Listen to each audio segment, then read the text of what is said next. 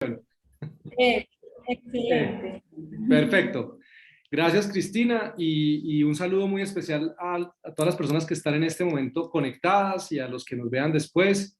El Instituto de Ciencia Política, como efectivamente lo ha dicho Cristina, es apartidista, es decir, nosotros no apoyamos a ningún candidato, no apoyamos a ninguna campaña en específico. Nuestra misión es difundir un conjunto de ideas que consideramos muy importantes para la prosperidad incluyente, para el desarrollo del país, para el crecimiento económico, la superación de la pobreza y el fortalecimiento institucional en clave de las instituciones democráticas liberales. Entonces, para nosotros es muy importante dialogar con todos los sectores de la ciudadanía y qué mejor que en esta oportunidad con una organización de la sociedad civil integrada por mujeres. Lamento mucho ser yo un hombre el que tenga hoy que hablar de esto, pero desafortunadamente nuestra directora ejecutiva, como lo ha dicho Cristina, está incapacitada, está disfónica y pues no puede acompañarles, le hubiera encantado, pero estoy yo y está Sofía Tafur, quien es un miembro muy importante del equipo del ICP. Valga la cuña, esta es una organización donde casi el 90% del equipo está conformado por mujeres, no por ninguna cuota Ah, de qué género. bien. Y no es producto de ninguna cuota de género, es producto básicamente porque aquí se reconoce el trabajo de las personas más capaces y más competentes, y en este caso, pues han sido mujeres las que están en estos cargos dentro del instituto. Yo quiero rápidamente entonces contarles, nosotros como centro de pensamiento lo que hacemos es incidir ante los tomadores de decisión y ante la opinión pública en la defensa de un modelo que es el modelo que ha demostrado funcionar en el mundo para sacar a las personas de la pobreza, para que las personas vivan mejor, para que no solamente vivan bien en términos económicos, sino para que además sean unas sociedades abiertas, prósperas, incluyentes, libres y por supuesto en un entorno democrático en el que realmente todos puedan participar del ejercicio y del control del poder del Estado. Y lo que nos hemos encontrado, entonces, si me permites, Cris, hago una presentación aquí muy rápida y ya le doy la palabra a Sofía. Lo que nos hemos encontrado y lo que hemos compartido nosotros en distintos escenarios y hoy lo queremos compartir con ustedes es cuáles son esas instituciones, porque yo creo que es súper importante en el actual contexto de la coyuntura electoral defender un modelo, ¿sí? Y aunque como nosotros lo dijimos somos apartidistas, nosotros lo que sí entendemos muy bien es que los centros de pensamiento, los think tanks, como organizaciones de la sociedad civil, están llamados a entrar en el debate de las ideas políticas. Y por eso hoy queremos compartir con ustedes algunas ideas que tienen un sustento político, pero insisto, no es partidista. De lo que les queremos hablar es efectivamente de cómo el modelo de libre comercio, pues el capitalismo del libre mercado, que quiero hacer aquí también un disclaimer muy importante, este no es el capitalismo de amigotes. Nosotros somos unos defensores en el Instituto del Libre Mercado. No defendemos empresas per se, defendemos las empresas en un entorno de libre competencia, no de un modelo donde las empresas logran unos beneficios unas encima de otras porque logran cooptar el poder del Estado. En el entorno del capitalismo, precisamente, es donde las mujeres más han logrado empoderarse y donde más han logrado tener libertad. Y, insisto, esta era la presentación de nuestra directora ejecutiva. Yo voy a hacer lo mejor posible para reemplazarla, tal vez no sea tan elocuente como ella, pero voy a tratar de dejarles a ustedes para la conversación algunas ideas muy importantes. Lo primero es que Profesor, quiero preguntarte algo. O sea, aquí con esta presentación nos empiezan a responder la relación entre el capitalismo y los derechos de las mujeres, lo que hemos ganado. esa es un poco la idea, sí. Esa es un poco que la conversación gira en torno a eso. Entonces, tal vez una idea fuerza es que para nosotros en un entorno de libre mercado, en realidad defender este modelo es muy importante. Por una razón, porque realmente no hay nada más democrático que el mercado. ¿Y qué es el mercado? Porque esto es desmitificar un poco también el concepto de mercado que ustedes permanentemente escuchan, que hay sectores que se encargan de satanizar el mercado, ¿no? Entonces dicen, no, es que el mercado es el culpable de la desigualdad, es que el mercado es el culpable de la corrupción. Empiezan a culpar al mercado de todo. Y lo cierto es que el mercado somos todos, cada uno de nosotros participamos de ese mercado. Cada mañana que ustedes se levantan y toman una decisión sobre qué desayunar, están tomando decisiones que tienen que ver con el mercado. Cuando ustedes fueron al supermercado a elegir unos productos, le mandaron una información a ese mercado y esa información le llegó a unos productores que supieron tomar decisiones para que su actividad económica respondiera a esas necesidades. Por lo tanto, para nosotros la función empresarial es ante todo también una función social que busca satisfacer necesidades del mercado. ¿Y necesidades de quiénes? Pues de cada uno de nosotros. Pero rápidamente un poco, y esto obviamente a efectos de esta charla voy a tratar, Cristina, de simplificar un poco el mensaje. Obviamente aquí podríamos hablar muchísimas horas de qué es capitalismo, pero básicamente lo quiero de alguna manera enmarcar en lo siguiente. Es, cuando nos referimos al capitalismo nos referimos a un sistema económico y por lo tanto hay que analizarlo desde esa perspectiva, ¿sí? ¿Qué es especialmente el capitalismo? Es ese sistema económico que permite la expresión individual y productiva de la sociedad. Por eso, cuando ustedes tienen el capitalismo, tienen que relacionarlo directamente con las libertades individuales y en especial, en particular, con las libertades económicas y, por supuesto, con el intercambio y la cooperación voluntaria. Eso es muy importante entender. Es decir, un elemento central es que no solamente está el capital y los medios de producción, sino que en un entorno realmente capitalista es donde las personas libremente pueden intercambiar esos derechos de propiedad, los pueden intercambiar, los pueden transar, los pueden hipotecar, pueden hacer con ellos lo que quieran para efectivamente ser mucho más productivos, para efectivamente satisfacer las necesidades. ¿Y por qué esto es tan importante? ¿Por qué desde esta perspectiva? Y es porque desde la revolución industrial, el mundo, gracias al capitalismo, ha registrado enormes avances, contrario a la narrativa dominante que muchos de ustedes seguramente han escuchado, y es que quieren culpar de todos los males al capitalismo, que también lo suelen llamar neoliberalismo. No sé si seguramente ustedes han escuchado en determinados programas políticos culpar de lo divino y lo humano al capitalismo. De hecho, recientemente veíamos una activista del pacto histórico electa congresista recientemente decir que ella era capitalista, que lo que no era era neoliberal. Y uno claramente no entiende a qué se refiere con eso de neoliberalismo.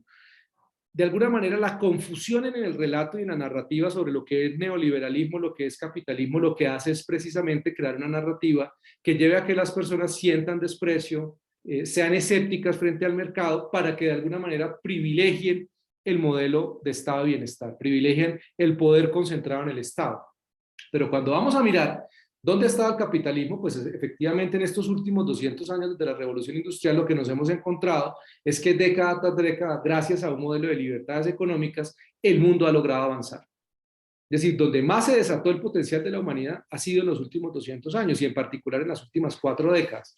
Por supuesto, no estamos en el estado ideal y tal vez nunca lo alcancemos. Es muy difícil estar absolutamente seguros de que llegaremos a un estado de cero necesidades.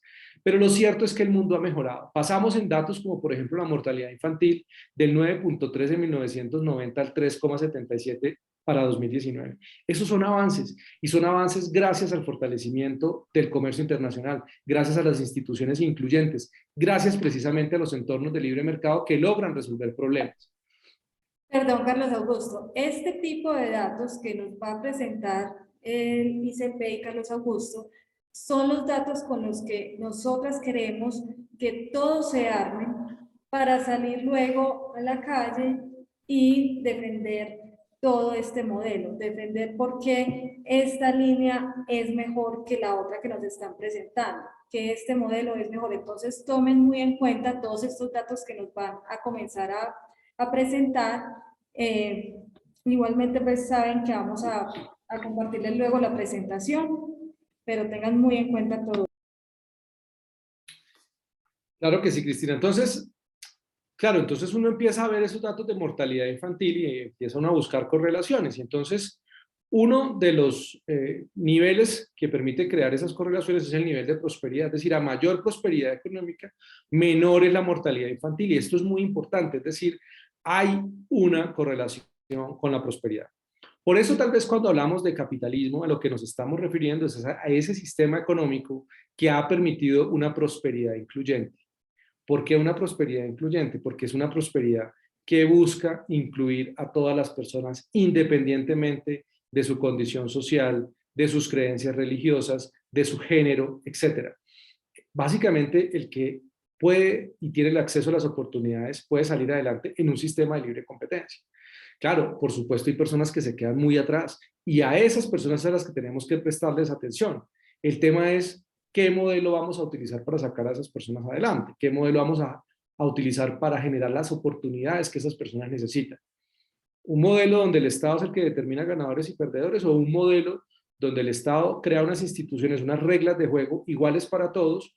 Como sociedad en su conjunto nos preocupamos por esas personas y generamos el entorno para que ellas por sí mismas se puedan valer o salir adelante, o creemos que es a través de la acción del Estado, quitándole a unos para darle a otros, como solucionamos esos problemas. Entonces los datos no mienten.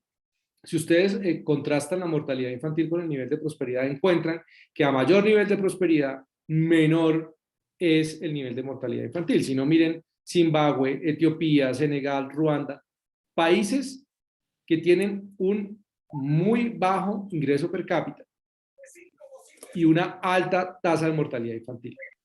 Contrario sucede con los países que tienen un mayor ingreso per cápita y su tasa de mortalidad infantil es menor. Gracias a ese modelo, que es el que hoy estamos hablando, hemos aumentado la expectativa de vida. ¿Y esto por qué es tan importante? Pues porque efectivamente hemos vivido más, porque hemos encontrado soluciones a problemas que hace 3 décadas eran muy difíciles de encontrar, y ha sido gracias al mercado. Piensen en las vacunas. Piensen en la forma en que las personas del mundo entero están recibiendo vacunas para enfermedades que hace apenas 3 décadas era muy difícil encontrar vacunas. Y esa disponibilidad de vacunas se debe no a la benevolencia de los estados, se debe precisamente a que se han garantizado derechos de propiedad intelectual, a que se ha permitido la competencia entre las farmacéuticas y a que las personas tengan más acceso a esas vacunas. Por supuesto, no hay que desconocerlo, algunos estados han jugado un papel muy importante en esa distribución de vacunas a través de ayuda, pero lo cierto es que efectivamente en distintas, factores o etapas de nuestra vida, la vida ha sido mejor y nos ha permitido tener más expectativa de vida gracias al modelo de libertades económicas. En los últimos años hemos aumentado. Y esto también a su vez impone unos desafíos, por ejemplo, el sistema pensional, tema que en este momento está siendo debatido en Colombia. Las personas viven mucho más tiempo, por lo tanto, lo que los fondos de pensiones tienen que hacer, en el caso de los fondos de pensiones públicos, es garantizar la pensión durante mucho más años de lo que inicialmente se pensó cuando se diseñó el sistema. Entonces, lo que estamos viendo es una pirámide invertida donde poca gente aporta a ese sistema y la gente que se va a pensionar va a vivir más años de lo que inicialmente se pensaba iban a vivir. Eso impone unas cargas y eso impone unas respuestas a ese sistema. Lo grave es cuando se le promete a la gente que no se preocupen, que en la medida en que todo sea público, todos van a recibir una parte de eso. Y lo que estamos realmente viendo es que unas propuestas de ese tipo en realidad lo que son casi que un esquema Ponzi. Pero esa expectativa de vida también tiene mucho que ver con el PIB per cápita. A mayor PIB per cápita, aumenta la esperanza de vida. ¿Y por qué les decimos estas cosas o por qué nos parece tan importante hablar de esto como preámbulo de la conferencia o de la charla? Es porque efectivamente cuando uno habla de la manera en que la gente vive mejor, vive más sabroso si se quiere, en los países con mayor ingreso per cápita, pues hay que traducirlo también en niveles de bienestar social. No solamente en una abstracción que se diga que la gente recibe más ingresos, sino cómo ese mejoramiento de la calidad de vida está directamente relacionado con el aumento del PIB per cápita y con las instituciones que lo permiten, y efectivamente qué fuerte correlación hay entre los países que tienen esos niveles y el modelo que hay que defender. ¿Aló? Bueno, el PIB en el mundo ha aumentado indudablemente en las últimas décadas, es decir, el PIB del mundo entero ha seguido aumentando, y este dato porque también es importante, y ustedes lo pueden buscar en internet si miran el incremento en la riqueza en el mundo, de prosperidad en el mundo. Y esto es súper importante por una razón, y es porque también hay quienes insisten en que la riqueza es estática y que es como una torta que algunos se han repartido y han dejado por fuera a un montón de gente que es especialmente la más pobre.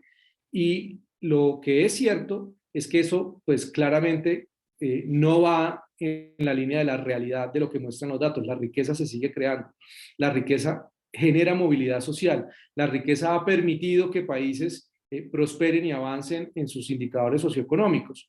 Pero esto es muy relevante en el debate actual en Colombia, y es que nos dicen que unos pocos son ricos y por lo tanto ellos son los responsables de la pobreza. Y lo cierto es que Colombia, como muchos países de la región y del mundo, han mejorado avances en la superación de la pobreza. Por supuesto, no estoy diciendo que estamos en el estado ideal.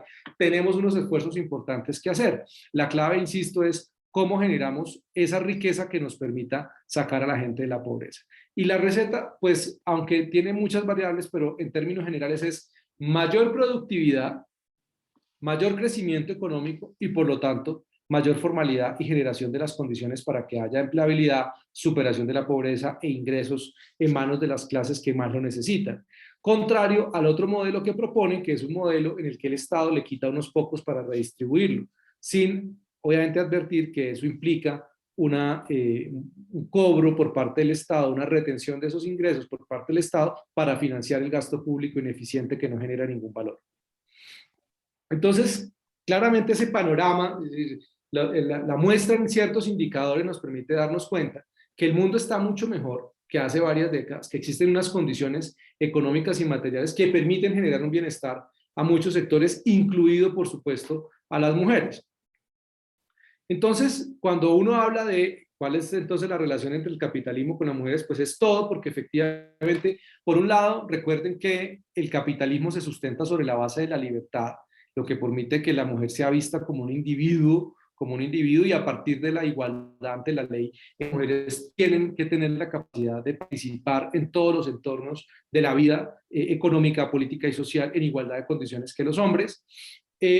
Idealmente no existirían las normas y las prácticas sexistas que limiten dicha libertad dentro del mercado, porque el mercado, acuérdense lo que les dije al principio, pues no mira el género de las personas, sino que las personas pueden participar libremente en ese entorno de mercado. Y citando a Juan Ramón Rayo, el feminismo como fue originalmente concebido no era más que una rama del liberalismo, la aplicación de los principios liberales a la condición jurídica de las mujeres, es decir, que las mujeres tuvieran los mismos derechos y las mismas libertades que los hombres. De eso se trata realmente.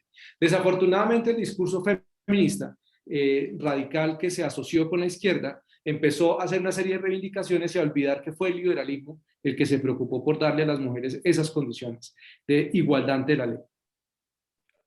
El capitalismo, entonces, de alguna manera lo que ha permitido, ha contribuido es que la mujer logre emanciparse en especialmente tres elementos.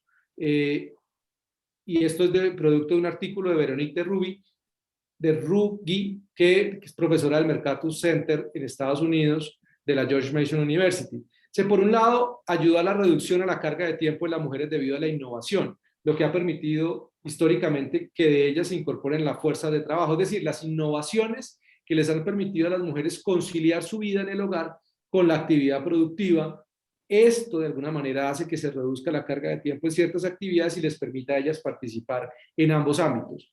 La generación de más ingresos, lo cual se ha traducido en una mayor educación para las mujeres a nivel del mejoramiento y la movilidad social de las familias en materia de ingresos, permite que las mujeres tengan mucho más acceso a oferta educativa y puedan participar después del mercado laboral. Ese aumento en la oferta del mercado laboral ha llevado a que la fuerza física que estaba relacionada con el trabajo de ciertos hombres ya no sea necesaria, porque precisamente las innovaciones que se han dado gracias a la protección de los derechos de propiedad intelectual, a la innovación, a la generación de condiciones precisamente para que esa innovación se dé, ha hecho que las mujeres puedan participar de ese mercado laboral ya no por razones de la fuerza física, sino por razones de su intelecto y de su capacidad para integrarse a las nuevas tecnologías. Entonces, por lo tanto, hay muchas más opciones de trabajo que se vuelven disponibles para las mujeres. Entonces, gracias al modelo capitalista de libre mercado, a las innovaciones, a las transformaciones que ha sufrido la economía, gracias a ese modelo, las mujeres han encontrado unas condiciones que les permiten, por un lado, emanciparse económicamente, participar del mercado laboral y, por supuesto, acceder a mayor oferta educativa. Es decir, dice la economista McCloskey que las mujeres han logrado ganarse su propio ingreso, lo cual es una pieza de la dignidad liberal. Ver a las mujeres como un individuo con dignidad, como un individuo humanizado, no como una masa, no como un colectivo, es precisamente el pilar o la piedra angular del liberalismo. Y es precisamente que las mujeres tengan la libertad de escoger dónde quieren estar. Que es de alguna manera la contranarrativa de esto es que se dice que las mujeres todas no quieren estar en el hogar, porque estar en el hogar es estar sometidas al hombre y por lo tanto estar subyugadas. Y resulta que eso desconoce la dignidad de la mujer y la capacidad de tomar sus propias decisiones de qué quiere hacer con su vida, si quiere dedicarse al hogar, si quiere estar en el hogar y hacer parte de o ejercer una profesión, una actividad económicamente productiva, estar en ambas o no estar sino digamos, enfocada en su carrera profesional. Lo que se quiere es crear como una masa de criterios frente a lo que es la mujer, frente al papel en la sociedad, en la familia, en la economía y claramente negarle la dignidad a la mujer. Lo que está cierto o es cierto es que en un modelo liberal, en un modelo de economía de libre mercado, donde hay mayores libertades económicas, se entiende que la mujer es un individuo y por lo tanto es ella la que se empodera al tomar sus propias decisiones de cómo lo quiere hacer. Y ese mercado precisamente, y ese entorno de mercado le permite a las mujeres unas condiciones para poder tomar decisiones respecto a su desempeño, ya sea en su condición individual, como madre o cabeza de familia o miembro de una familia, o como una mujer dedicada a las labores económicas, o ambas. De acuerdo al el progreso de las mujeres y progreso del índice de 2017 del Fraser Institute, las mujeres tienen un 25 más de probabilidades de participar en el mercado laboral en las naciones con altos niveles de libertad económica que en las naciones con bajos niveles. Y esto es súper importante y este dato es clave. De alguna manera la narrativa se repite que el modelo estatista o socialista o progresista, como ustedes lo quieran llamar, de alguna manera tiene en cuenta más a las mujeres. Pero cuando vamos a los datos, lo que nos damos cuenta es que en los modelos de economías mucho más abiertas, donde el capitalismo funciona mejor, donde hay instituciones de economía de libre mercado, las mujeres tienen más probabilidades de participar en ese mercado laboral. ¿Por qué? Porque hay muchas más opciones, porque hay mucha más innovación, porque se permite conciliar la vida laboral con el trabajo. En los países con bajos niveles de libertad económica, dado que es muy pequeña la industria, porque claramente está centralizada en el poder del Estado, porque claramente las innovaciones tecnológicas no son una parte vital del dinamismo económico, las mujeres tienen menos opciones. En consecuencia, es mejor para las mujeres vivir en un entorno de libertades económicas que vivir en un entorno donde el Estado planifica la economía. Hay menores posibilidades de que en un entorno de estos las mujeres tengan más acceso a oportunidades. Por eso es tan importante promover un modelo de mayores libertades económicas, un modelo donde las mujeres puedan tener muchas más oportunidades de conciliar su vida familiar y su vida profesional. Un 11% de todos los nacimientos en el mundo se produce entre mujeres jóvenes de 15 a 19 años y la mayoría de esos nacimientos, es el 95%, ocurren en países con ingresos bajos y medianos. Es claro que los problemas de salud sexual y reproductiva son menores en los países con menor libertad económica, en los países más pobres, en los países con ingresos más bajos, que tienen una característica y tienden a ser países con un modelo estatista, un modelo donde el Estado y los políticos toman las decisiones sobre la economía. Y esto es muy relevante. Si ustedes contrastan, ya aterrizando en temas muy concretos, la tasa de mortalidad infantil es 10 veces mayor en las naciones con más bajos niveles de libertad económica que en las naciones en el cuartil más alto. Es decir, y esto está tomado del índice de libertad económica del Fraser Institute, en el cual el Instituto de Ciencia Política participa presentando los resultados y haciendo el audit para Colombia. Nosotros incluso elaboramos un paquete de recomendaciones que le hemos entregado a algunas campañas presidenciales de cara a lo que el país debería hacer para aumentar la libertad económica. Hay que decirlo, Colombia está en el tercer cuartil de este índice de libertad económica, pero esto es un dato muy relevante y tiene mucho que ver con la mortalidad infantil, y es que a mayor libertad económica es menor la mortalidad infantil. A menor libertad económica es mayor la mortalidad infantil. ¿Por qué? Porque existe menos provisión de bienes y de servicios, especialmente en materia de salud, para atención a la infancia. En materia educativa hay menos libertad para que los padres de familia puedan escoger el modelo educativo que quieren para sus hijos, y por lo tanto es muy probable que no reciban la información suficiente, especialmente las mujeres que están en edad materna, para cuidar a sus hijos. Por otro lado, el tema del control de los métodos anticonceptivos. Claramente, los países hacen un menor uso de métodos anticonceptivos, se encuentran en los cuartiles de los países con menor libertad económica, de acuerdo a la información que acabamos de pasar, y esto es muy relevante. Dos psicólogos, Soed y Yari, en su investigación sobre la paradoja de la igualdad de género en la ciencia, demostraron que la calidad de vida de la mujer está correlacionada con el desarrollo económico de las sociedades donde habita. Desarrollo que se sustenta en instituciones capitalistas. Cuando hablamos de instituciones, ¿a qué nos referimos? No nos referimos a organizaciones o entidades del Estado. ¿Perdón? ¿Aló? Ya veo. Porque está malo el micrófono, perdón. Por instituciones nos referimos a las reglas de juego. Es decir, donde hay unas reglas de juego que permiten que todas las personas sean considerados como individuos que participan libremente en la toma de decisiones económicas, ya sea como productores o como consumidores, en esos entornos que se genera mucho más desarrollo económico, mucha más prosperidad, pues efectivamente es donde las mujeres tienen mayor calidad de vida. Eso lo dicen los datos. Lo que pasa es que claramente lo que se ha hecho frente a esos datos es crear una narrativa que busca victimizar a las mujeres en temas que efectivamente no hay que desconocerlos. Hay muchas problemáticas sociales asociadas a las desventajas que tienen las mujeres en la sociedad en general, pero efectivamente la calidad de vida mejora. Entre otras cosas, yo me voy a atrever a poner un ejemplo, que lo he hablado mucho frente a este tema de los feminicidios. Se insiste mucho en ese tema de proteger a las mujeres de la violencia, pero la piedra angular de eso es la justicia, y la paradoja está en que más allá de pedir un montón de políticas que nada realmente garantizan que las mujeres estén protegidas, porque la justicia o el aparato judicial es tan ineficiente que hace que haya impunidad, y la impunidad es un incentivo que no se aplica adecuadamente a los agresores, hace que no pase nada cuando se vulneran los derechos de una mujer, cuando se le agrede a una mujer. Sociedades donde hay mayor seguridad jurídica, donde la justicia opera de manera más eficiente, tienden a ser sociedades con mayores niveles de libertad económica, porque efectivamente uno de los pilares de esas sociedades es un sistema judicial eficiente.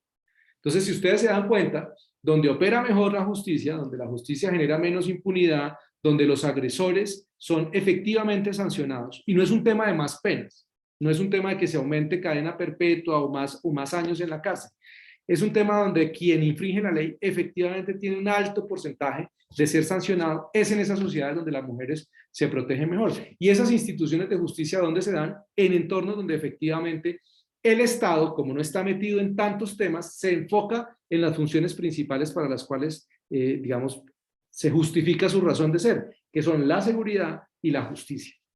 Y esto es muy relevante. Si lo seguimos contrastando rápidamente para no aburrirlos, es efectivamente la mujer como individuo y como parte de una sociedad abierta tiene mejor calidad de vida. Si ustedes lo miran, la mejor calidad de vida está en los países con mayor libertad económica. Es contrario a lo que nos están diciendo. Es decir, realmente para vivir sabroso, lo que se necesita es efectivamente unas condiciones, ¿cierto?, para que todos, incluidas por supuesto las mujeres, tengan mejores ingresos. Los países con mayor libertad económica tienen un mayor ingreso per cápita que los países con menor libertad económica. Tienen más esperanza de vida, que ya lo hemos conversado. Y este es un dato muy relevante. La cantidad de ingresos obtenidos por el 10% más pobre de los países es más alta en los países con más libertad económica. Es decir, el 10% de los más pobres en los países con mayor libertad económica tiene un ingreso per cápita aproximadamente de $12,000, mientras que el ingreso per cápita del 10% más pobre es de alrededor de $1,500 en los países con menos libertad económica. Esto es decir, la gente más pobre vive en mejores condiciones en los países con mayor libertad económica que en los países con menor libertad económica. Es mejor ser pobre en Canadá, en Noruega o en Alemania que serlo en Zimbabue, Venezuela o Etiopía. ¿Sí? Porque incluso en esos países la dinámica económica hace, y el crecimiento del PIB per cápita, del crecimiento económico de la productividad hace que los más pobres logren tener unos ingresos. Distinto a ese modelo redistributivo que hay especialmente en los países con menor libertad económica. Entonces, si realmente nos interesa sacar a las mujeres de la pobreza, si realmente queremos que haya una superación y una movilidad social, pues lo que tenemos que apostarle es por instituciones incluyentes que garanticen un entorno de libre mercado y no instituciones estatistas, socialistas, por más progresistas que se quieran vender, que lo que hacen es condenar a los más pobres a seguir viviendo en la pobreza. Claramente, además, esto está asociado a otras cosas, como ya lo hemos venido hablando, al ejercicio de los derechos políticos y civiles. Fíjense ustedes cómo hay más derechos políticos y civiles en los países con mayor libertad económica que en los que hay menor. Basta ver los niveles de represión de países como Nicaragua, Cuba o Venezuela en nuestro continente para darse cuenta de cómo se reprimen esos derechos políticos y civiles. Pero además, aumenta el ingreso nacional de los países por vía de impuestos, porque pueden obviamente gravar mucho más a las personas, no graban a las empresas, la actividad de consumo es lo que se ve grabada de esa riqueza, hay mayor seguridad alimentaria, y ojo con esto es muy importante en cualquier entorno, pero especialmente cuando también hablamos de países como Colombia. Insistir en políticas proteccionistas llevan a que no se garantice la seguridad alimentaria. La seguridad alimentaria es proporcional o está correlacionada con las dinámicas de comercio internacional. A mayor comercio internacional, menor inseguridad alimentaria, con la estabilidad política y menor violencia y terrorismo, con el medio ambiente y el desarrollo de los ecosistemas. Hay menos polución en los ecosistemas donde hay mayores libertades económicas. Es decir, efectivamente, si uno quisiera tener un mensaje muy acorde con la coyuntura electoral, uno podría decir que para vivir sabroso a lo que hay que apostarle es por un modelo de mayor libertad económica. Y en ese entorno, ya le doy la palabra a Sofi, y en ese entorno de mayores libertades económicas, que es general, que es global, está la mujer. Y por supuesto las mujeres tienen mejores condiciones.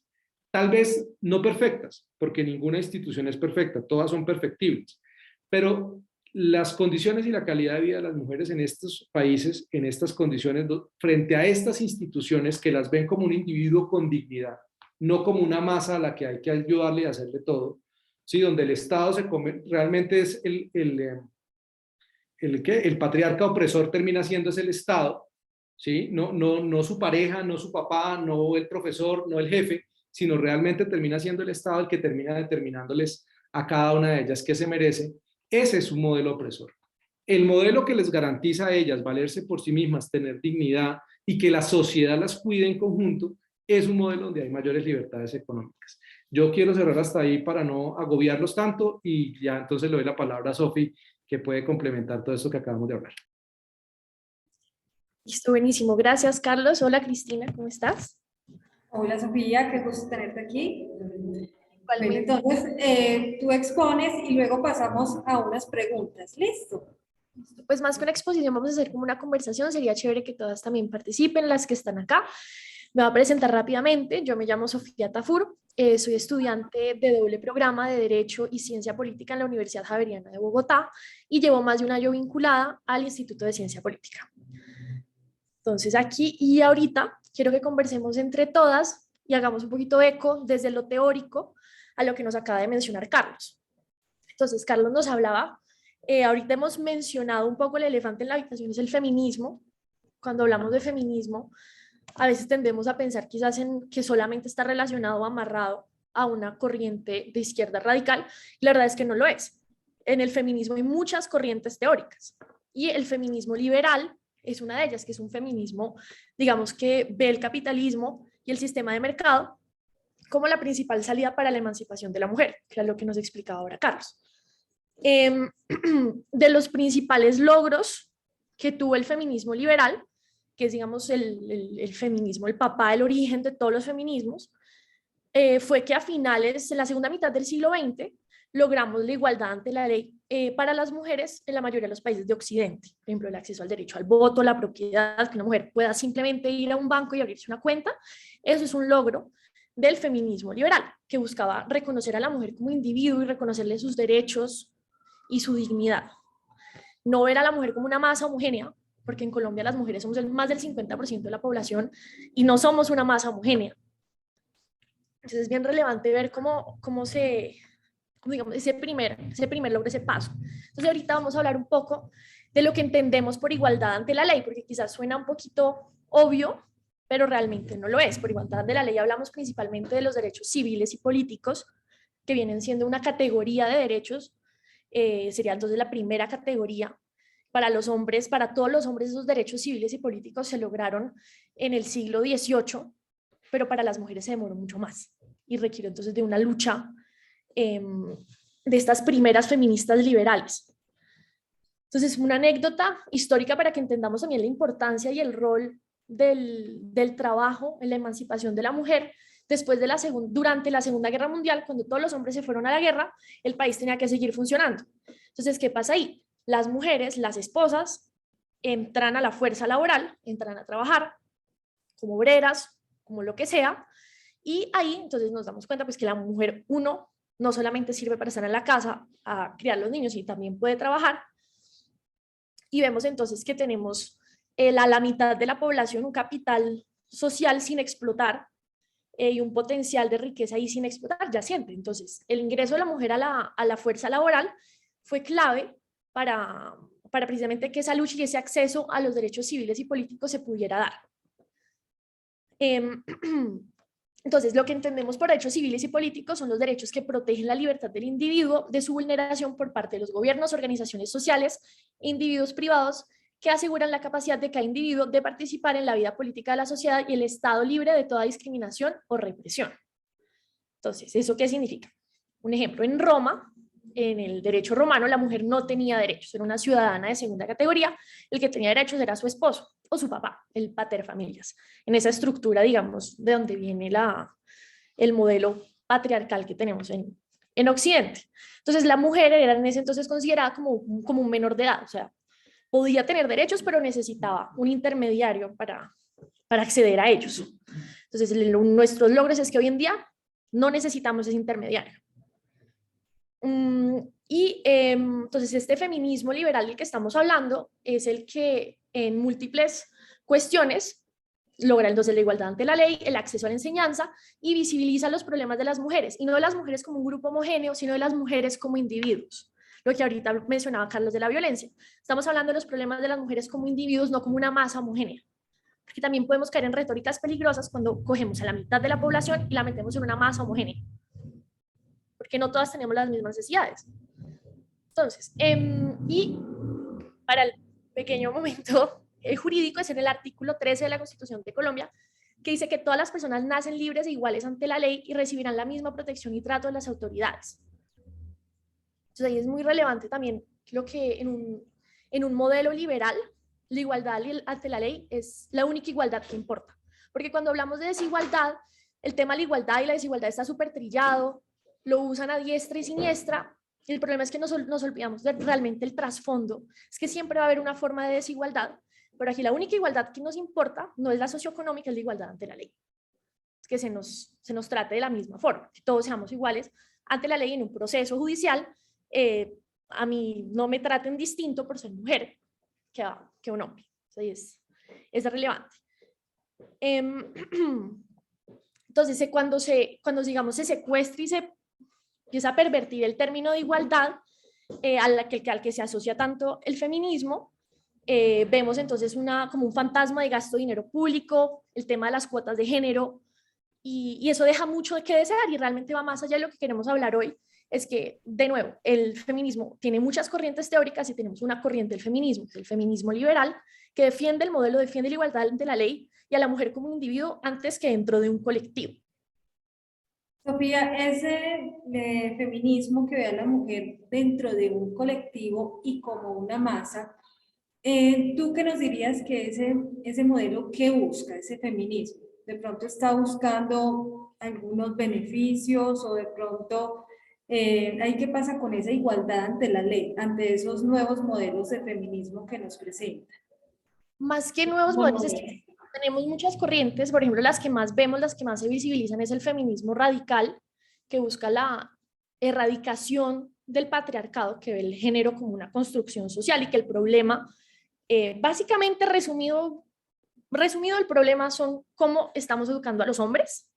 Entonces, así busca tener el feminismo radical y para contrarrestar eso, es básicamente busca deconstruir, desenseñarle, desaprenderle a todos los hombres cómo vivir en sociedad. Eso, digamos, es lo que busca un poco el feminismo radical. Después tenemos el feminismo marxista, que entiende el capitalismo y el patriarcado como uno solo, como un solo enemigo, donde el capitalismo y el patriarcado son un mismo sistema de opresión. Entonces, digamos que se confunde ahí la lucha, por decir de cierta forma. Porque yo veo acá en Colombia que hay una tendencia que revuelve o mezcla esos dos que estás diciendo, o sea, que buscan deconstruir al hombre, entonces hablan de sí, que cursos de deconstrucción, que yo no sé qué, y que además ven al capitalismo como un enemigo de la mujer, porque salen con sus cursos de deconstrucción y además dicen que abajo el capitalismo. Entonces uno no entiende por qué si es el sistema que tantas ventajas nos ha dado, cómo lograron apropiarse de esas banderas y cómo este feminismo aboga por un modelo incluso pues socialista. ¿Tú cómo ves que de pronto por qué pasó eso? ¿Cómo lograron arrebatarnos esas banderas? Pues más que el problema también dentro de la misma academia es que hay se teoriza poco sobre feminismo liberal porque pensamos que pues es un feminismo viejo, es un feminismo burgués, es un feminismo blanco. Entonces, digamos que las nuevas corrientes de feminismo, las nuevas teorías que surgen desde las universidades, desde la academia, le roban de cierta forma protagonismo a eso porque se junta con otras luchas sociales. Por ejemplo, el feminismo interseccional, que es el feminismo antirracista, surge también en los años 60 con el Civil Rights Movement en Estados Unidos. Entonces, o sea, no podemos ver, el feminismo siempre ha ido de la mano de todos los movimientos sociales. Todos los grandes movimientos sociales tienen una corriente feminista que los acompaña. Entonces, si nosotros estamos hablando de aquí, o sea, del feminismo del que yo les hablo es del feminismo viejo, el feminismo de la Revolución Francesa, de la Revolución Americana, o sea, es un feminismo viejo que realmente lo único que buscaba era que la mujer tuviera igualdad ante la ley, tuviera derechos económicos y políticos. Y lo que tú dices, esto es porque, más allá que preguntarnos el por qué nos dejamos arrebatar a la narrativa, es entender que hay otras narrativas dentro del feminismo y en vez de demonizar toda una corriente teórica, escoger dónde nos acomodamos nosotras y cómo podemos nosotras también hablar de derechos de la mujer desde una defensa del libre mercado, que es lo que hoy queremos presentar aquí desde el ICP.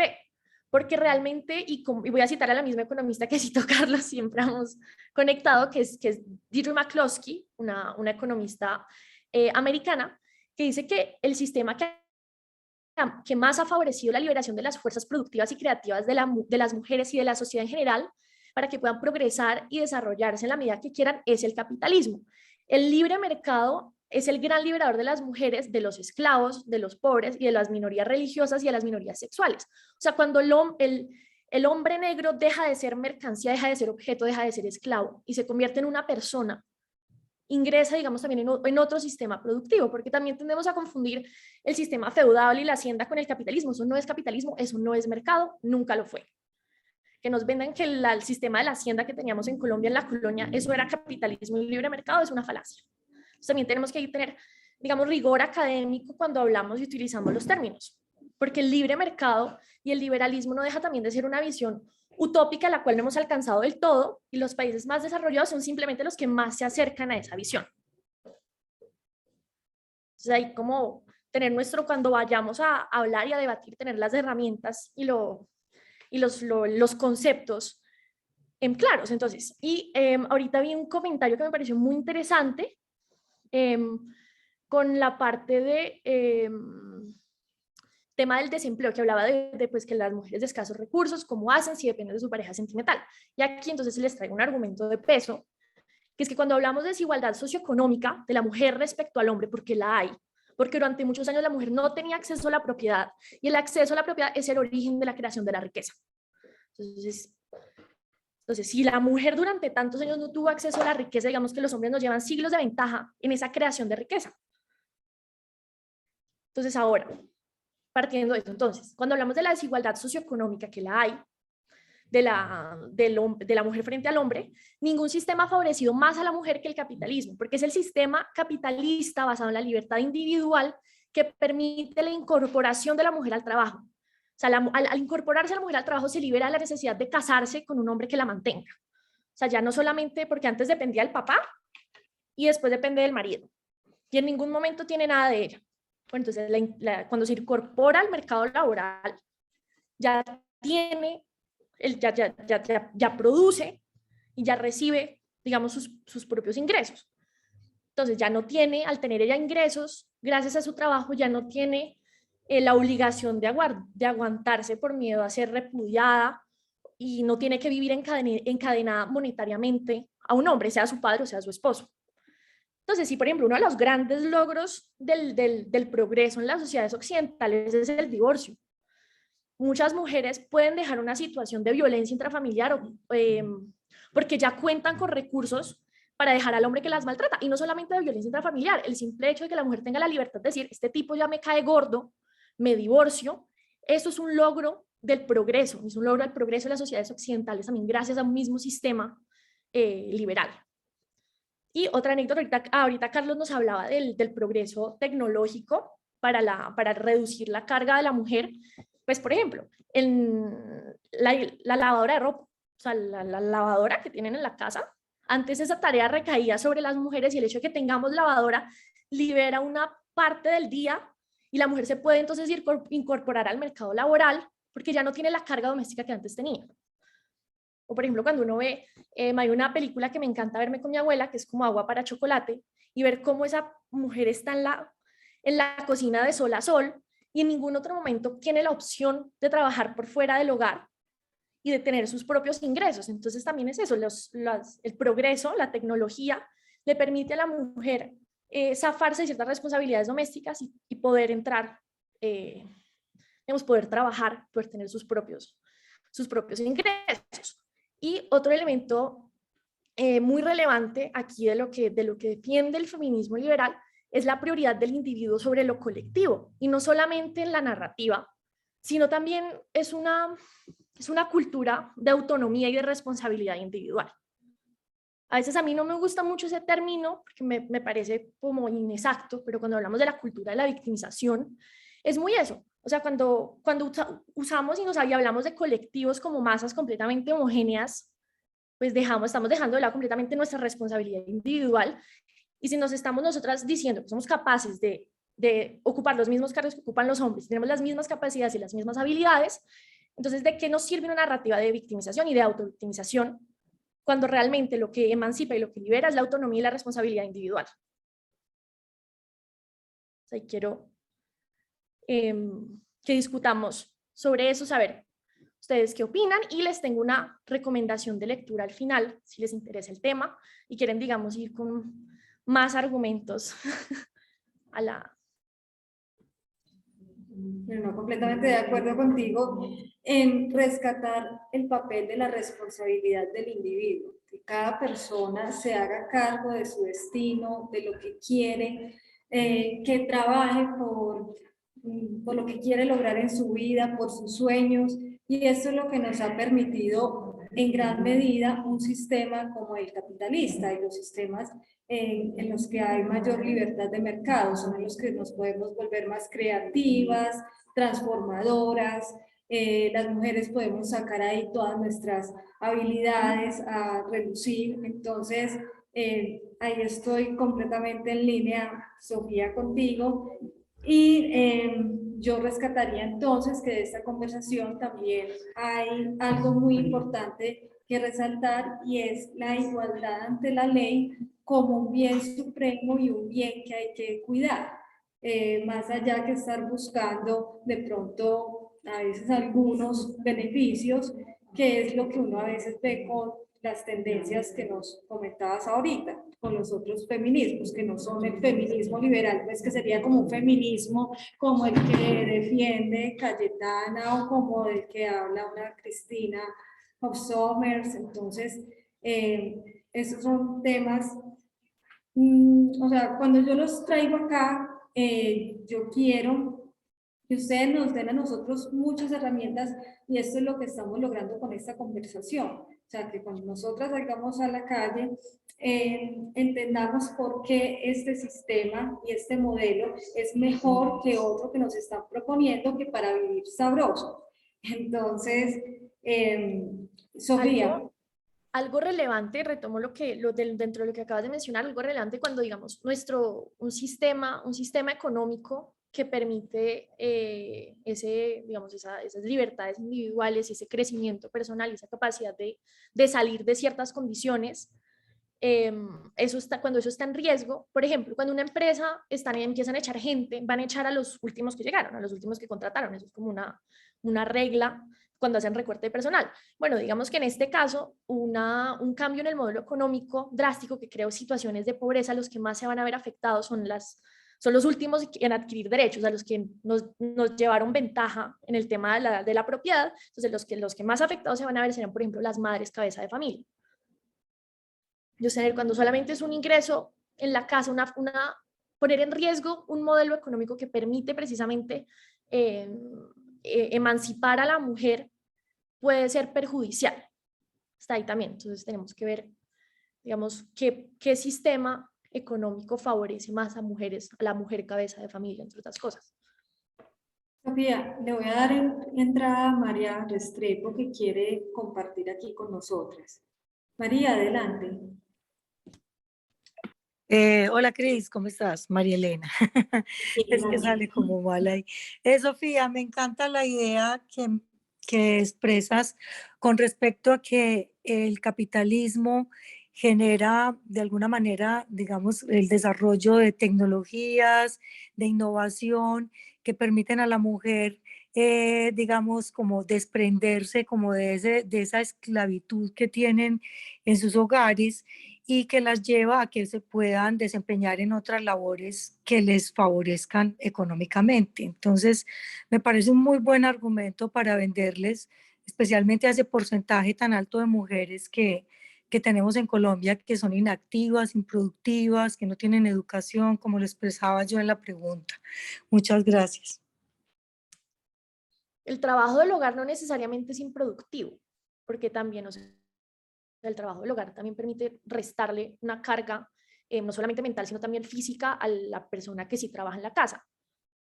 O sea, ¿por qué, por ejemplo? Porque esa dinámica, digamos, cuando pensamos el esquema familiar de los años 50, donde el hombre trabaja de sol a sol y llega y la comida está servida y caliente, cuando el hombre no tiene que él mismo cocinarse, lavarse la ropa, sino que eso ya está hecho, puede, digamos, pasar más tiempo en el trabajo, trabajar más, producir más y llevar más plata a la casa. Entonces, que un trabajo no esté remunerado no significa que sea improductivo. Y eso lo hablan muchos economistas, yo no soy economista, no sé tanto del tema, pero también, o sea, también es eso, es de cierta forma reconocer la labor y lo que aporta la ama de casa a la economía al quitarle la carga, digamos, mental de tener que cocinarse, lavarse la ropa a la persona que produce, al proveedor, pues, de cierta forma. No, y eso es lo bonito de este sistema. Tenemos a María Fernanda Moreno. Por favor, le das. María Fernanda. Hola, buenas noches. Primero que todo, muchas gracias por este espacio. Estoy muy contenta de estar aquí con ustedes. Muchos temas, muchas cosas. Sofía, yo puedo ser tu mamá, así que me encanta oír a niñas como tú. Me encanta que tengan esa vena política, me fascina y que estén trabajando, sobre todo aportándole al país. Yo creo que hace mucha falta que las mujeres le aporten muchas cosas al país. Yo les cuento una historia rápida, dos más bien, y basado en lo que estaban diciendo ahorita, cómo hacen de falta más mamás en los hogares. Yo cada vez que salgo y veo pasar estas niñas por mi casa, veo la falta a veces de afecto, de cariño y de hogar y de familia. Y eso nunca se debe perder.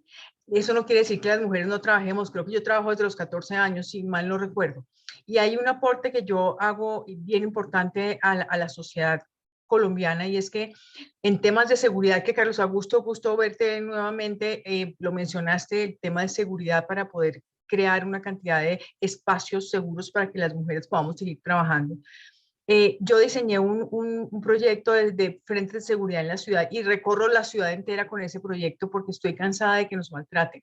Estoy cansada de que salgamos a la calle y nos miren, nos toquen, nos violen, nos roben, mejor dicho, esto es un tema terrible, el tema de seguridad, y es bien importante porque ningún gobierno, creo que ninguna persona ve el tema de seguridad tan fuerte como lo vemos nosotras las mujeres, ya que lo tenemos que vivir diariamente. Así que antes de meternos dentro del tema de la economía, me parece que es bien importante meternos en el tema de seguridad para nosotros poder salir a dar lo mejor de nosotras y aportarle al país. Así que yo los felicito por esos espacios. Ojalá tuviéramos más tiempo para conversar muchas otras cosas. Los felicito por esto, a Cris, a ti, por manejar este tipo de espacios. Ojalá tuviéramos muchos más, como te digo, porque seguramente hay muchas ideas y muchos aportes que podamos hacerle a la comunidad y en especial a Colombia en estos momentos tan difíciles. Y la otra parte es la del feminismo. A mí me da de verdad un dolor ver cómo manipularon el feminismo para un lado que no era. O sea, yo no entiendo cómo el feminismo tenga que ver con desnudez, vulgaridad, malas palabras. mala comunicación, o sea, todo ese entorno negativo y no entorno positivo que debería ser lo contrario, la igualdad en el tema de la economía, de los puestos, de los salarios y de cómo manejamos hoy en día el tema de la profesionalidad, que creo que es exactamente igual. Ese es el que debía ser, a mi gusto, lo que sería el feminismo y no lo que están haciendo, que es totalmente lo contrario. Ya no hablo más para que todos puedan participar. Gracias por permitirme estar acá. Gracias por la invitación. Sofía, felicitaciones a todos. Gracias. Muchísimas gracias. Ahí para tocar rápidamente el tema de la seguridad, también es ver que en los países violentos, donde los países en guerra, por ejemplo en Colombia que tenemos, no solamente tuvimos nuestra guerra con el conflicto armado interno, y además también una guerra contra el narcotráfico interna, a eso siempre se le va a sumar en toda violencia, donde hay violencia, la mujer sufre también de más violencia sexual. Entonces, el tema de atender las agresiones contra la mujer y atender la violencia sexual también pasa primero atendiendo problemas de violencia más grandes. Entonces, como todo, siempre tenemos un agravante al ser mujer, en este caso la violencia es la violencia sexual, efectivamente, que se violen mujeres. En los contextos de guerra siempre se violan más mujeres. Entonces, eso es una forma también de atender los problemas de la mujer se atienden también atendiendo problemas más globales. Perfecto. Por acá tenemos a Saris, que es de los jóvenes con FICO, y ella tiene una pregunta para Sofía.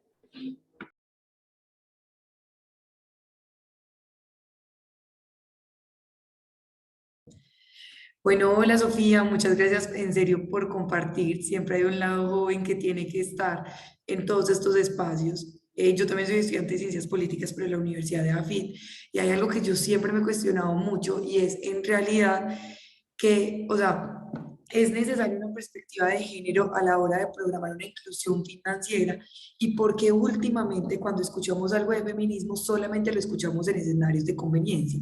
Entonces estaba a poner un ejemplo que hace poco me pasó. Yo no tengo los mismos ideales que algunas personas que estudian conmigo.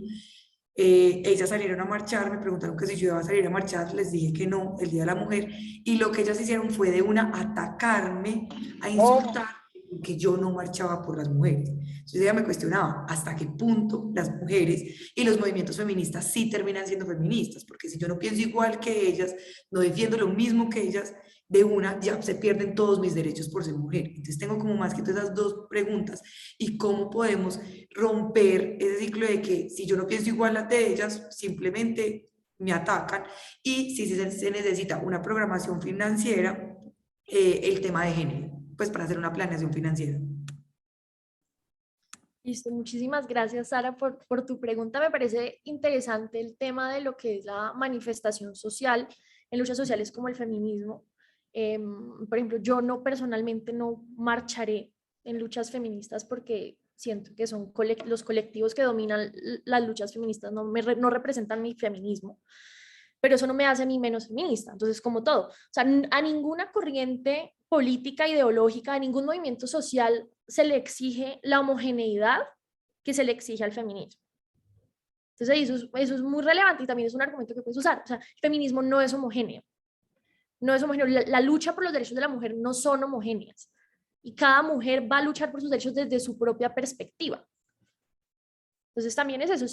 Y no todos tenemos que usar las vías, de hecho, la manifestación pacífica para precisamente hacer valer nuestros derechos. No es una necesidad. Reclamar derechos no pasa necesariamente marchando. Hay otras formas de hacerlo, ideas de derecho. O sea, hay otras formas de hacerlo. Entonces también es eso, o sea, no te hace menos valiosa en tu lucha ni en tus convicciones políticas no salir a marchar, porque finalmente salir a marchar es una forma de expresar y pedir algo. Es una forma de expresarse, manifestar. Es como criticar la forma en la que alguien se expresa para hablar de un mismo tema. O sea, es una forma de. Entonces, que ellos estén confundiendo la forma con el fondo, ahí puedes hacerle tú la crítica, porque confundes la forma con el fondo. Si para ti el fondo es marchar, estás equivocada en tu lucha, o está muy vacía tu lucha. Entonces, ahí es bien relevante que también sepamos diferenciar cuáles son los diferentes recursos y las diferentes herramientas que tenemos para pedir esos derechos y pedir esa igualdad y exigir esas igualdades, sobre todo ante la ley. Y la otra parte, lo que mencionaba, es las perspectivas de género en temas económicos. Pues en Colombia el tema que es común a todo es la falta de educación financiera y la falta de educación también financiera para las mujeres, no solamente para los hombres, sino para las mujeres. Como digamos que se relega a la mujer a lo doméstico, pues se nos olvida formar a las mujeres y a las niñas en educación financiera, cómo manejar los ingresos. O por ejemplo, uno ve muchas mujeres, no es que mi marido es el que maneja la plata.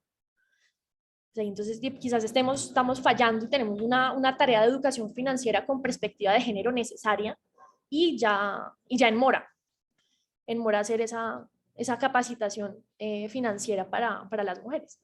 Y en Colombia tenemos la particularidad por el conflicto, entre otras cosas, de que tenemos una masa de madres cabeza de familia muy grande. O sea, que las madres cabeza de familia realmente, digamos, deberían ser mayor foco de políticas públicas, no necesariamente con una ideología detrás o tan politizado como lo está. Sofía, hay un tema en el que particularmente yo quiero conocer tu opinión, porque tú eres una chica muy joven, y es el tema de paridad y de cuotas. ¿Tú qué opinas cuando dicen, bueno, tales cargos deben ser 50% hombre, 50% mujer? ¿De pronto en cuáles casos te parece que está bien o crees que es algo que definitivamente no se debería de dar? Cuéntame cuál es tu opinión acerca de las cuotas y la paridad.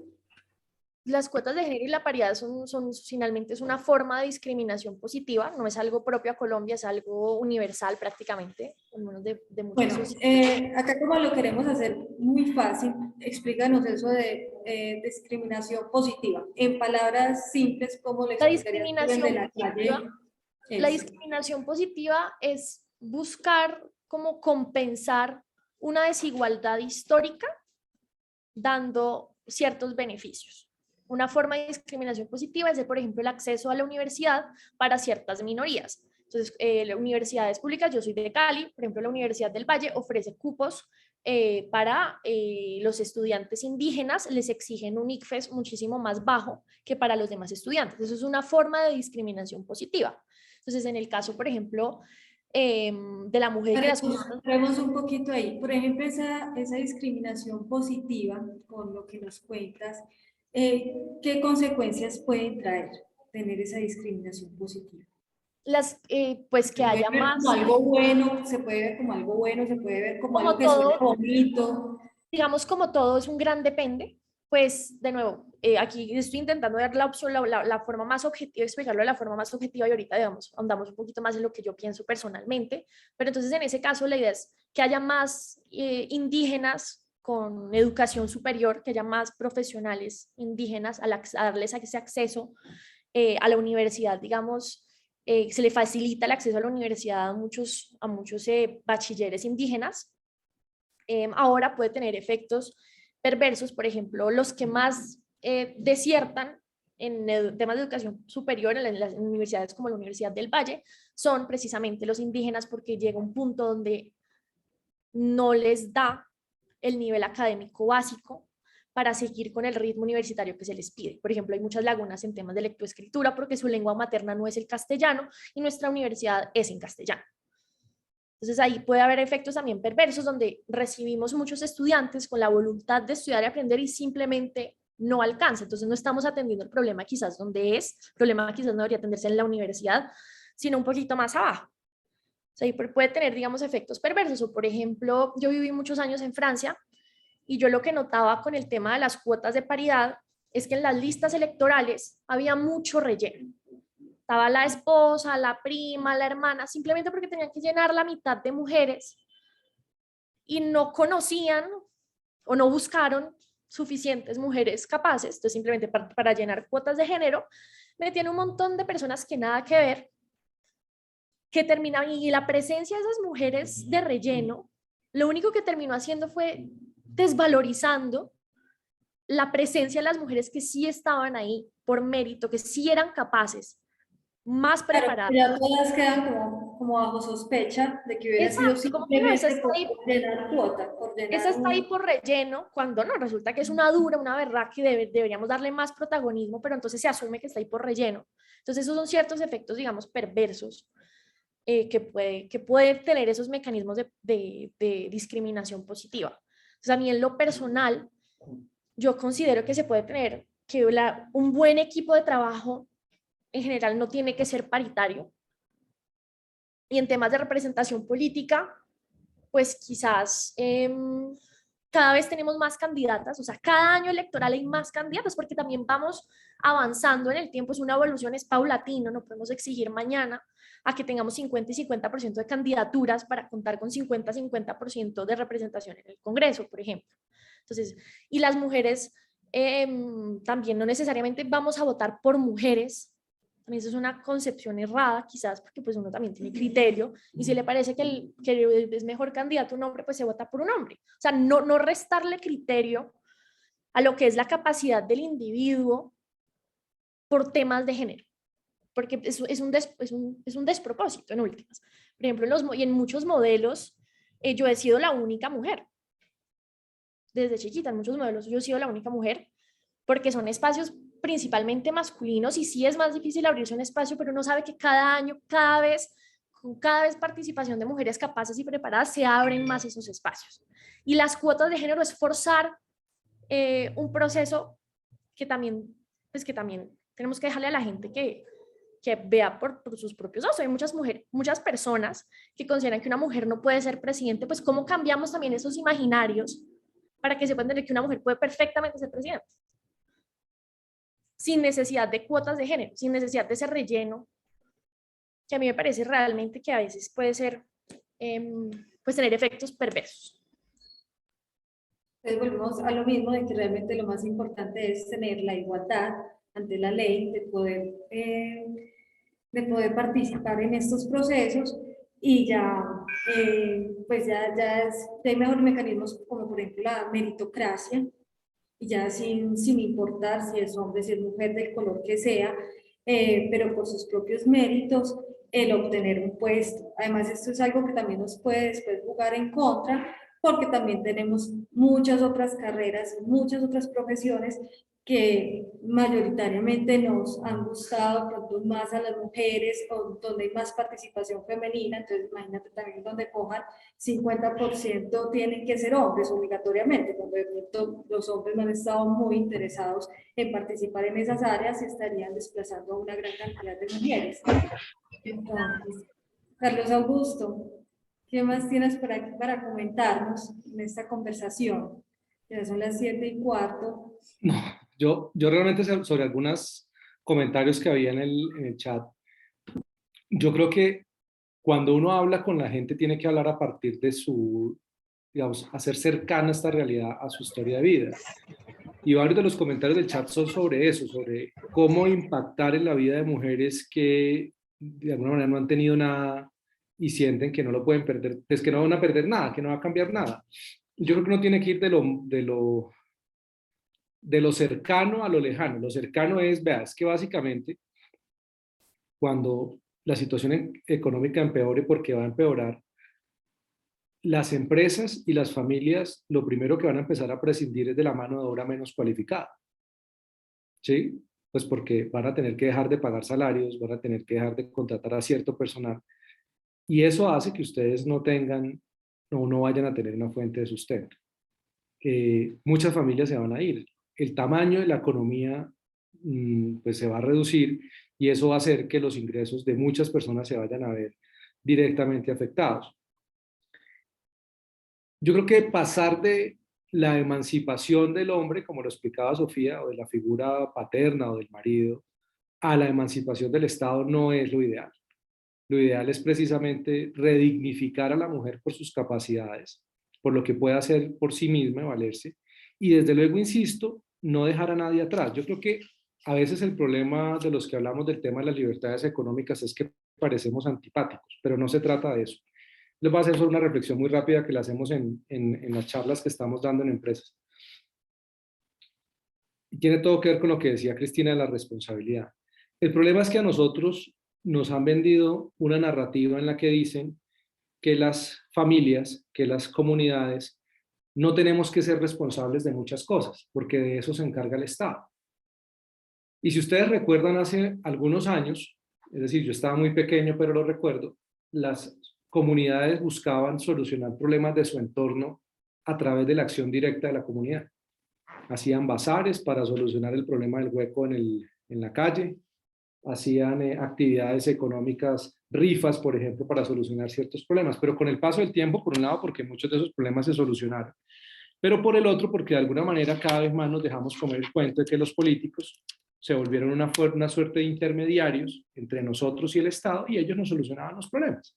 Seguridad, incluso lo que decía María Fernanda, ¿no? En muchas comunidades les dijeron, no, eso es un tema de los policías y deje lo que ellos resuelven, y resulta que nos terminamos dando cuenta de la importancia que es que la comunidad se involucre en la seguridad. Eso un poco nos quitó el concepto de solidaridad. Y si ustedes lo escuchan, los políticos dicen que es que el Estado está para administrar solidaridades. ¿Qué es eso, administrar solidaridades? Es que nos cobran impuestos para ellos, en teoría, ser solidarios con la plata que todos pagamos. Y eso es nefasto porque nos quitó ese sentido de comunidad. Yo creo que hay que volver. Indudablemente esto es una caracterización y en tan poco tiempo no alcanzo a hablar obviamente de todas las realidades. Hay comunidades que lo siguen haciendo, pero ya no es la generalidad, ¿sí? En los entornos de economía de libre mercado y en las sociedades donde estas economías han tenido más, se han arraigado mucho más, es en las que la caridad y la solidaridad es una virtud de la sociedad, porque los individuos la ejercen permanentemente. Entonces todo el mundo está pendiente de ayudar a alguien, todo. Fíjense que es algo que de alguna manera habíamos heredado de las instituciones españolas. Las iglesias, por ejemplo, hacían mucha de esa labor social, un poco para ayudar a la gente sin tener que depender del Estado. Pero lo que de alguna manera la narrativa nos convenció es que ni siquiera eso es suficiente. En Estados Unidos hay estados gobernados por demócratas donde le prohíben a la gente darle ayuda a los homeless, a las personas en la calle. Lo prohíben. No permiten que un particular les dé comida. Corren el riesgo incluso de ser penalizados, sancionados. Pues. ¿Por qué? Porque quieren romper ese vínculo entre nosotros como sociedad. Entonces, ¿esto por qué toda esta carreta? Porque realmente tenemos que pensarnos que el capitalismo o el modelo de libertades económicas es mucho más allá que un tema económico. Es un tema también de individuos siendo responsables de su entorno, de generar mejores condiciones para los que la están pasando mal, de generar oportunidades. Es concientizar y empoderar, ahí sí, a las mujeres en clave de, en ese entorno, es más posible que usted, que desafortunadamente no tuvo acceso a las oportunidades, aún sin estar cualificada para mejores trabajos, tenga una fuente de ingresos y de valerse por sí misma. Pero usted tenga la posibilidad de ayudar a que sus hijos no tengan esa misma situación, de que sus hijos sí se movilicen socialmente. Claro, hay datos que dicen que tienen que pasar 4 o 5 generaciones para tener movilidad social. Esos datos no son estáticos y eso no es cierto, ¿no? Es decir, en la medida en que una mujer puede tener un empleo, formarse, mejorar su nivel de ingreso, pues va a permitir que su familia salga adelante. En la medida en que se vuelven dependientes del Estado, pues claramente que no va a haber movilidad social. ¿Sí? Solo quiero que piensen en esto. En América Latina, hasta hace como 5 años, de acuerdo al Banco Mundial, 2/3 de la gente que salió de la pobreza fue gracias al crecimiento económico. Crecimiento económico jalonado por la productividad y por la función empresarial. Y 1/3 a las transferencias monetarias condicionadas y no condicionadas. Pero ese tercio que logró salir fue el tercio que quedó en el segmento de mayor vulnerabilidad, es decir, con mayor posibilidad de volver a ser pobre. Porque las ayudas estatales no sacan a la gente de la pobreza, la vuelven independiente. A esas mujeres, para hacerles entender, es decirles, mire, usted va a terminar dependiendo de las dádivas del político. Si usted no le vota a determinado político en su municipio, no le van a dar el subsidio. Mientras que ahora, con este modelo imperfecto, ¿no? Esto no es el paraíso. Colombia ni siquiera es un país capitalista, digamos, siendo absolutamente sensatos. Tenemos una economía medianamente abierta, no estamos tan mal como los vecinos, pero ese no debería ser el punto de comparación. En ese entorno, lo que necesitamos es más libertad. claro, en ese entorno, aunque es imperfecto, Personas como ustedes y como yo, que somos clase media, podemos pagar, por ejemplo, una empleada doméstica. Podemos pagar los que tienen una finquita, una familia que cuide la finca, los que lo hacen correctamente, por supuesto. ¿Sí? Oye, esto bajo ninguna circunstancia está promoviendo eh, no pagarle a los empleados, ni mucho menos ni creerse benevolentes porque le dan un plato de comida y una muda de ropa a la persona que le trabaja en la casa, ni más faltaba.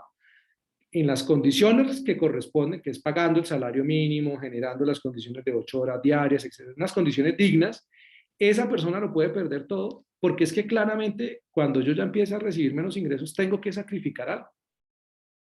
Entonces, ¿qué tengo que sacrificar? Pues ese costo, que es casi 1.600.000, lo voy a tener que dejar de pagar, me va a tocar a mí lavar la ropa y usted se va para su casa.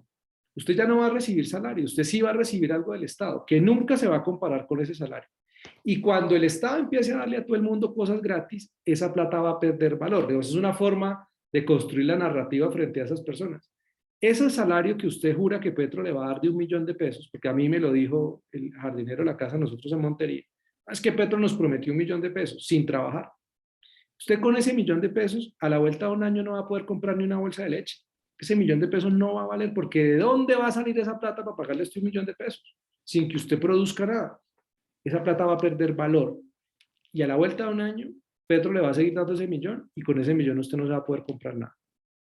Y claramente nosotros y la gente del barrio donde trabaja este jardinero nos vamos a ir de Colombia, o la enorme mayoría se van a ir del país, o van a renunciar a un montón de cosas que hoy tienen y que pagan como productos de lujo porque el ingreso les permite hacer. Cuando todos estemos mal económicamente, los que peor van a estar son ustedes. Yo creo que es hacerles notar que esas cosas gratis tienen un costo, se pagan en el largo plazo y el costo es brutal para ellas, para las mujeres. Porque las que más duro lo pagan son las mujeres, por una sencilla razón. Porque los hombres en últimas cargando bultos, haciendo actividades que denotan la necesidad de fuerza física, van a poder tener un ingreso regular, malo, lo que sea. Pero para las mujeres va a ser aún más difícil. ¿Sí? Fíjense lo que veíamos, es decir, si cierran las cadenas de restaurantes, si empiezan a cerrar las lavanderías, si empiezan a hacer, la gente empieza a dejar de contratar empleadas de servicio doméstico, las primeras que se van a ver más afectadas son las mujeres, que van a tener que seguir haciendo cargo del hogar, el costo económico de los hijos y van a estar simplemente recibiendo una dádiva del Estado por vía de un político. Y ojo con eso, porque es que la asignación de esos subsidios no les va a llegar por ser ellos. Van a tener que pasar por un político que va a controlar que ellos sigan votando por ese modelo. Yo creo que las reflexiones pueden ser desde muchas perspectivas. Nosotros quisimos fue darles datos. Los datos sobre Colombia los tenemos, son bastante similares, tenemos avances en todo. Obviamente no estamos, esto no es Suiza ni es Noruega, pero Colombia también en las últimas décadas ha avanzado en todo.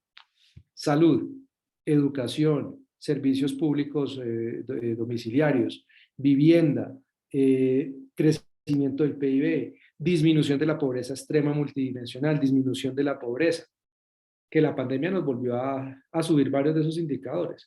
Por una sencilla razón, y termino con esto para no agobiarlos más, Colombia tiene un tejido empresarial demasiado débil, porque nuestro tejido empresarial es más del 90% MIPYMES. Las microempresas hacen gran parte del tejido empresarial.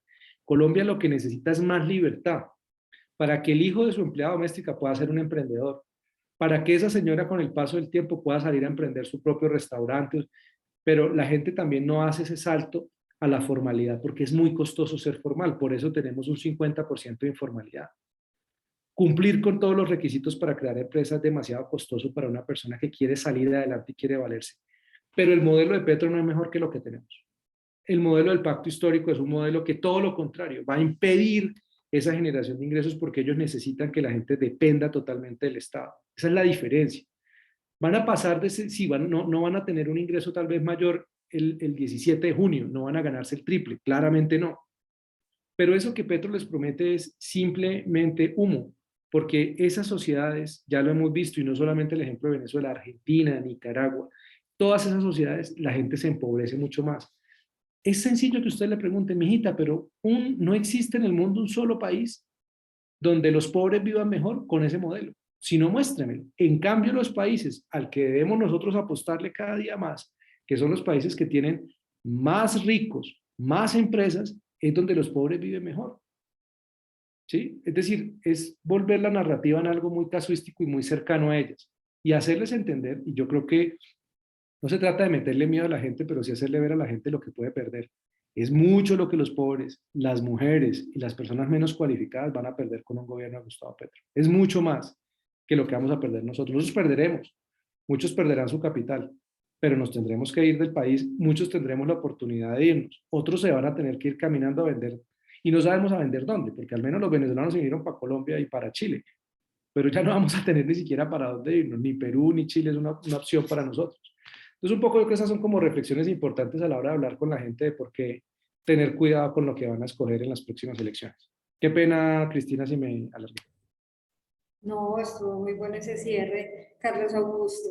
Hay que hablar, pues es muy importante resaltar el tema de la separación de las familias, pues, hay que hablarlo con las abuelas, con las mamás, que eso es un drama que se vuelve un drama familiar, un drama humano, cuando llegan este tipo de modelos a los países.